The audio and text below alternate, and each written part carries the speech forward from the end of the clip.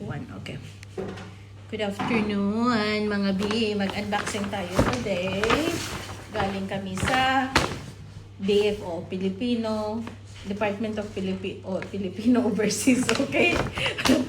DFO, Department of Filipino Overseas. Bumili ako ng not 1, not 2, but 3. Bumili ako ng 2 sombrero. This one is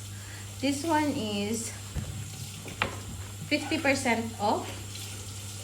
Yes, 50% off. Ganyan yung inside niya. Tapos, here you go. Ang ganda. Ang ganda niya. Tapos, isang off-white. Tapos, isang black. Same price. Ito naman yung tsura ng black. Di ba ang ganda? Ay, ang ganda ng black. Ay, parang ang ganda ng black. At saka isang wallet. Isang wallet na 2 ang loob.